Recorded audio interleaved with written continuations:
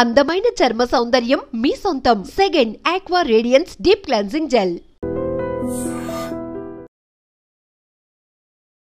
అప్పట్లో పౌర హక్కుల గురించి మాట్లాడే వ్యక్తుల్ని టార్గెట్ చేసి చంపడం అనేది నయీం గ్యాంగ్ పని. మరి అదే నయీం గ్యాంగ్ మిమ్మల్ని టార్గెట్ చేయలేదా? అదే ఆ క్రమంలో ఏమైందంటే, ఇక నా ముందల అంటే ఈ భయంకరమైన హత్య ఒకవైపు, ఇంకొక వైపు అసలు ఏంది ఈ మనుషుల ముందలనే చంపడం ఏంటి అనేది కొంత నేను మళ్ళీ ఇక్కడ ప్రాక్టీస్ చేయలేనేమో, చేస్తే చాలా సీరియస్గానే ఉంటుందేమో అని చెప్పి ఒక గందరగోళం అయితే పడ్డా. కానీ రాజీనామా అయితే చేయలేదు.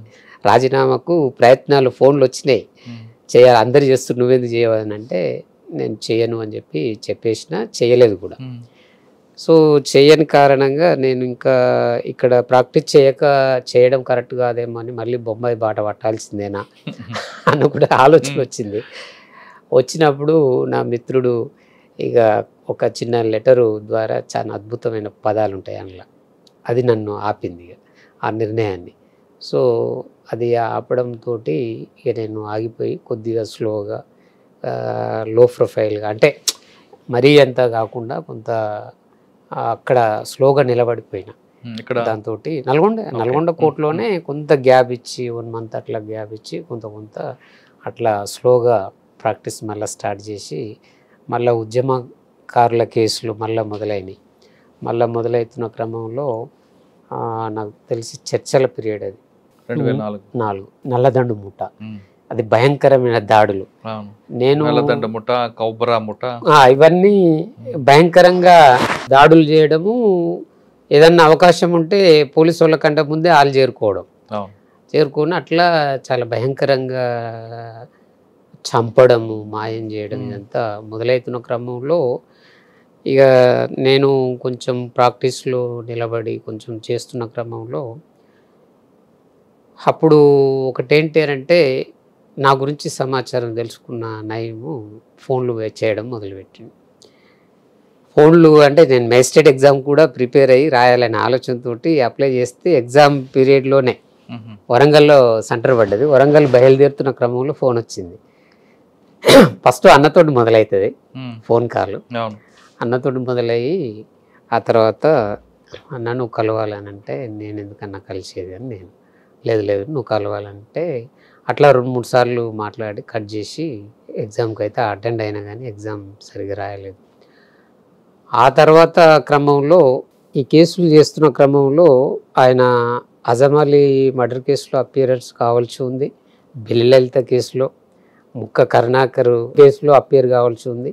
కోర్టులో నేను ఉండడం ఆయనకి ఇష్టం లేదు.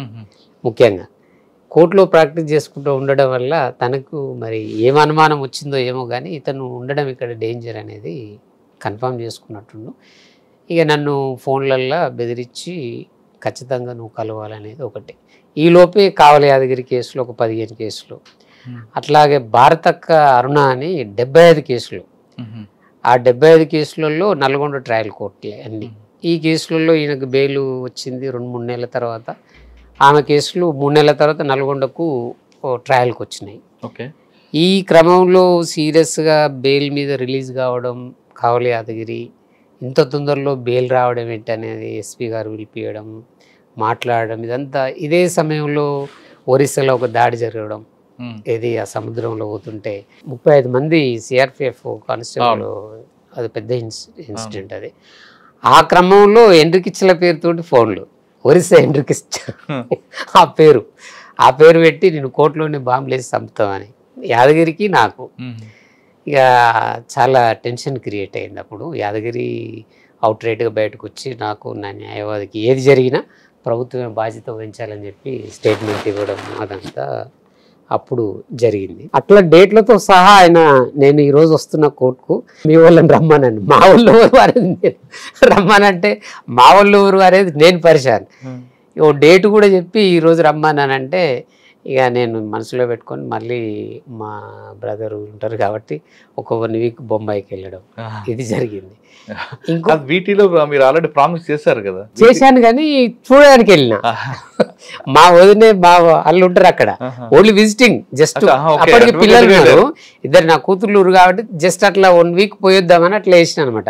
ఈయన డేట్ చెప్తుండగా ఈ డేట్కు మరీ అంత నిక్కచ్చిగా ఉండడం ఎందుకు, 1 వీక్ అట్లా పోయొద్దామని అట్లా టూర్ వెళ్ళినాను. టూర్ లాగా అనుకో, బొంబాయి కొంత అట్లా తిరిగి వచ్చినాము. మళ్ళీ ఆ పాత జ్ఞాపకాలకు వెళ్ళి అడ్డ మీదకి వెళ్ళి ఒకసారి చూసుకొని వచ్చాను. జూహూ బీచ్ చూపించారు. అది చాలా ఇదిగా ఉంటుంది. చర్చి బొరివల్ నుంచి చర్చి ఘాట్ వరకు జూ చేపట్టి అంటారు అక్కడ సంతకృషి దగ్గర.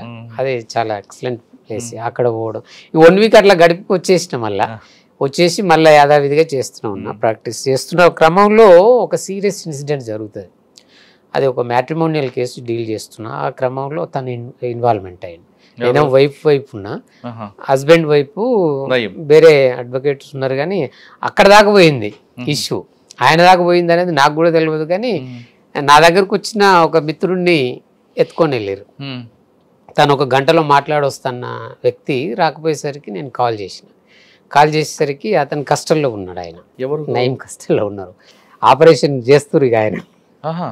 ఆ టైంలో నేను ఫోన్ చేస్తే ఎవరిదిరా ఈ ఫోన్ అని అంటే, దర్శనం పవర్ హక్కుల సంఘం ఉంది కదరా, ఆడు నీకెట్లా తెలుసురా అని చెప్పి ఇక టార్చర్ భయంకరంగా. ఇప్పుడు మీరు ఆ వ్యక్తి ఎవరండి? విక్టిమ్ వైపు మీరున్నారు, భర్త వైపు నుంచి వెళ్ళింది అక్కడ దాకా. అంటే ఏదో సెటిల్మెంట్ గా ఆనిస్తలేడని రకరకాల కొడుతున్నారు. ఆ టైంలో భర్తను కాదు, మీడియేటర్ ఒక మిత్రుడు వచ్చి కాంప్రమైజ్ చేయడానికి ఆయనను కొడుతున్నారు. ఆయన నా దగ్గరకు వచ్చి 1 అవర్లో పోతా, ఇట్లా సెటిల్మెంట్ ఉంది, ఈ కేసులో సెటిల్మెంట్ చేయడానికి పిలుస్తున్నారు, నేను అమ్మాయి వైపు నుంచి ఉన్నా, మాట్లాడడానికి పోతున్నా అని చెప్పి పోయిండు. ఆయనకి తెలియదు నయం దగ్గరకని, తెలియదు. మీడియేటర్ కూడా అతను అట్లే పిలిచిండు మాట్లాడేది ఉందని. తను వెళ్ళేసరికి లిఫ్ట్ చేసిర్రు, ఇంకా రాలేదని నేను కాల్ చేసిన. ఆ కాల్ ఆయన కనెక్ట్ అయింది. ఎవడ్రా వీడు అనేసరికి ఇది వచ్చింది. ఆ తర్వాత పట్టేయాల్సింది, ఆయనను తీసుకురావాలని చెప్పి బాగా కొట్టి ఓ దగ్గర వదిలేస్తే, తను 3 డేస్ తర్వాత నన్ను పిలిపించుకొని సీరియస్గా చెప్తాడు, నిన్ను ఖచ్చితంగా టార్గెట్ ఉంది, పిలిపిస్తాడు, ఏదేమైనా కూడా ఉంటే డేంజర్ జోనే అన్న తర్వాత అప్పటికి నాకు కొద్దిగా సిగ్నల్స్ ఉన్నాయి, ఏదో జరిగేటట్టే ఉంది అనిపించింది. అప్పుడు జెడ్పీ వెనుక ఉండేటోడిని, జిల్లా పరిషత్ వెనుక చిన్న రూమ్లో. అప్పుడు సీరియస్నెస్ ఉందనేది నేను గమనించి చిన్నగా ఒక లాక్ వేసి పిల్లలు తీసుకొని చౌటుపల్లి మా అత్తగారింటి కాడ పెట్టిన.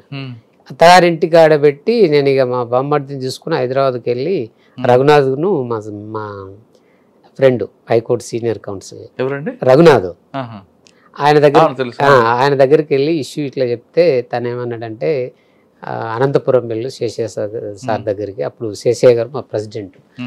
ఆయన దగ్గరికి వెళ్తే అక్కడ ఒక 2 డేస్ తర్వాత తను ఏం చేసిందంటే, మళ్ళీ ఇక్కడ డేంజర్గా ఉంది కదా, నువ్వు ఢిల్లీకి వెళ్ళడం బెటర్ ఏమో అని మళ్ళీ ఢిల్లీ మిత్రునికి కాల్ చేసి మనోడు వస్తుండ అని అంటే, ఇక అప్పుడు నేను మళ్ళీ అనంతపురం నుంచి కరెక్ట్ ఇమ్లిబండ్ బస్ స్టాండ్లో దిగిన. నాకు కాల్ వచ్చింది, ఏమనంటే ఇంటికి పోయిండు ఒక అడ్వకేట్ మిత్రుడు, వాళ్ళ వైపు నుంచి డిఫెండ్ చేసి ఒక జూనియర్ పోయి నర్సింహేడున్నావు అని అంటే, ఎందుకు చెప్పానంటే ఇంటికి లాక్కుంది కదా అన్నాడు. అవును అని చెప్పిన. ఎందుకు చెప్పు అని అంటే, బాయ్ సాబ్ పిలుస్తుండు రమ్మన్నాడు అన్నాడు. ఏం బాయ్ సాబ్ అన్నంటే, నయం బాయ్ అన్నాడు. ఎందుకు అని అన్నాడు. ఏమో అబ్బా రమ్మన్నాడు, ఖచ్చితంగా తీసుకురమ్మన్నాడు అని అన్నాడు.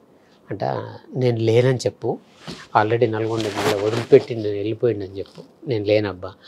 కాదబ్బా నువ్వు రావాలి ఖచ్చితంగా అని అన్నాడు. నేనైతే ఆల్రెడీ లాకేసి నల్గొండ వదిలిపెట్టే వెళ్ళిపోయినా, లేను కాబట్టి ఇదే చెప్పు అని అంటే, ఇక తర్వాత చెప్పిండట. కానీ తను కూడా హైదరాబాద్కి వచ్చినప్పుడు దగ్గర కలిసినప్పుడు చెప్పిండు, నువ్వు ఆ రోజు రాకపోవడమే బెటర్ అయింది, వస్తే నేను కూడా నీకు గ్యారంటీ ఇచ్చేటోని కాదని. అట్లా నేను ఢిల్లీకి వెళ్ళి ఒక 1 నెల రోజులు ఉన్నా. చంద్రబాబు నాయుడు ఓడిపోయి రాజశేఖర రెడ్డి చర్చల సందర్భంలో ఆయన గెలిచిన తర్వాత ఈ చర్చలు ఇదంతా వాతావరణంలో మళ్ళీ నేను హైదరాబాద్కు వచ్చి, హైదరాబాద్లో టీవీ టవర్ దగ్గర ఒక రూమ్ తీసుకొని నల్గొండకు షిఫ్ట్ అయ్యి, నల్గొండ నుంచి హైదరాబాద్ షిఫ్ట్ అయినా హైకోర్టులో ప్రాక్టీస్ చేద్దామని. సో టీవీ టవర్ పైన ఒక ఇల్లు తీసుకొని ఉన్న క్రమంలో ఇక నాకు హైదరాబాద్ కూడా సెట్ కాలేదని తెలిసింది నాకు. ఎందుకనంటే ఆ సీనియర్ ఆఫీసు లేదు, చిన్నపిల్లలు, మెయింటెనెన్స్, ఇదంతా ఒక ఆఫీస్కి వెళ్ళినా కానీ అంతా నాకు ఇన్కమ్ సోర్స్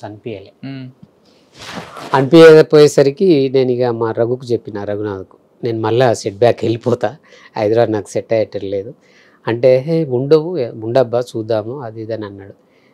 ఇక ఓ రోజు నేను వెళ్ళిపోతున్న క్రమంలో ఇద్దరం హైకోర్టుకు పోయి రిటర్న్ వస్తుంటే వరవరావు దగ్గరికి పోదాం రా అన్నాడు.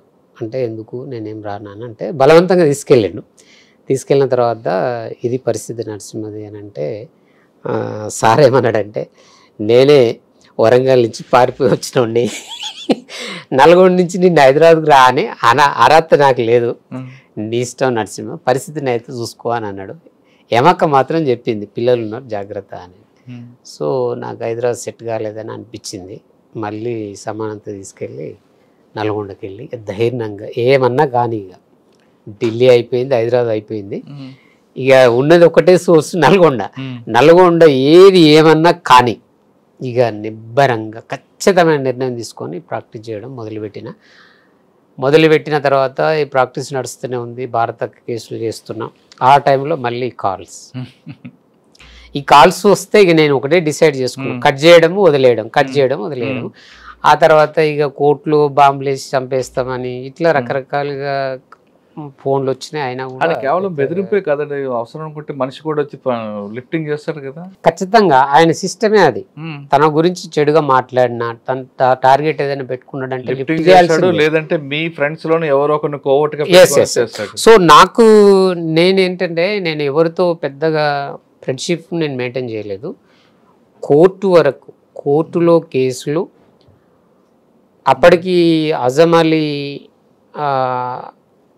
అమరత్వం తర్వాత హక్కుల సంఘంగా పనిచేసే పరిస్థితి లేదు, చేయమని కూడా రాష్ట్ర కమిటీ అంత ఒత్తిడి చేసే పరిస్థితి కూడా లేదు. అట్లా అడ్వకేట్గా ఉన్నాను కాబట్టి కోర్టు వరకు, ఇంటి వరకే నేను పరిమితమయ్యేటోని, ఎక్కువ డిస్కస్ చేసేటోని కాదు కాబట్టి పెద్దగా నన్ను లిఫ్ట్ చేసే పరిస్థితి రానియలే. నేను కూడా మళ్ళీ ఎదురేం కాలే. ఇక అట్లా నేను చాలా జాగ్రత్తగా వండుకుంటూనే ప్రాక్టీస్ చేసుకుంటునే క్రమంలోనే భారతక్క కేసులు 75 కేసులు ఆమె కేసులు చేసిన తర్వాత ఇంకా అప్పటికి ఫోన్లు 2-3 వచ్చినాయి, కానీ అప్పటికి నన్ను ఫోన్లు చేసే పరిస్థితికి దాటిపోయింది ఆయనది. అప్పటికే ఆయన పెద్ద పెద్ద సెటిల్మెంట్లు ఆల్రెడీ రాష్ట్ర గవర్నమెంట్, రాష్ట్ర ప్రభుత్వంలోనే పెద్ద ఒక డామినేటెడ్గా తయారై పెద్ద పెద్ద బెదిరింపులు వస్తున్నాయి అనేది అప్పుడున్న వార్తలు అవి. ఇక నాకు ఫోన్లు చేసే తీరిక ఆయనకు లేకపోవచ్చు అనేది ఒకటి చిన్నగా అయిపోయింది. అప్పటికే అది దాటిపోయింది అనేది నాకు అర్థమైపోయింది. తన టార్గెట్ నుంచి దాటిపోయిన అనేది నాకు అర్థమైపోయి నేను సీరియస్గా ప్రాక్టీస్ చేయడం స్టార్ట్ చేసిన. కాబట్టి ఆయన మరణ వార్త విన్నప్పుడు కూడా నేను నమ్మలే. ఆయన చనిపోయిన తర్వాత ఆ టీవీలో బాగా వస్తుంది, నేను పై కోట్ల తిరుగుతున్నా, మా అడ్వకేట్స్ అంతా చెప్తున్నారు, అరే అయిపోయిండు వేసేసిరది అంటే అంత ఈజీ కాదులేవా అని నేను కూడా దాటేసుకుంటూ పోతున్నా. ఎందుకంటే తనకు సైన్యం కదా, కోర్టుకు వస్తే మొత్తం కోర్టు అంతా వాళ్ళ సైన్యమే ఉంటుంది. వీలైతే ఆ వెహికల్స్ కూడా తీసి అవతలేస్తారు. నల్గొండ కోర్టుకు వస్తే కూడా అట్లా. అయితే ఒక దగ్గర ఎదురు పోయినాం, కానీ నన్ను గుర్తుపట్టే పరిస్థితి లేదు, తనను నేను గుర్తుపట్టేది. నల్గొండ లేని కోర్టులో ఎదురు ఇట్లా వెళ్ళిపోయినా. నాకు దూరంకి వెళ్ళి చూడలే, దగ్గరకు వచ్చినా చూసిన క్యాప్ పెట్టుకున్నటోడు, జుంపాలు, భయంకరమైన అవతారం. సో అట్లా అప్పటికే నా టార్గెట్లోకి లేనని అనిపించింది. తను ఇక వేరే అట్లా వెళ్ళిపోయింది. కాబట్టి నా ప్రాక్టీస్లో నేను చాలా సీరియస్గా దృష్టి పెట్టి ప్రాక్టీస్ చేయడం మొదలుపెట్టిన. ఈ వార్త కూడా నేను నమ్మలేదు కాబట్టి మళ్ళీ నేను చెప్తే నమ్మతలేవు, నువ్వు టీవీలోనే పోయి చూడు అని అంటే మళ్ళీ బాత్రూంలోకి వెళ్ళి టీవీ దగ్గర కూర్చొని చూస్తే తను వైట్ పాయింట్, టీషర్టు, సేవింగ్ చేసుకుని ఉన్నాడు, AK-47 పక్కకు ఉన్నది. అప్పుడు చూసి గుర్తుపట్టిన.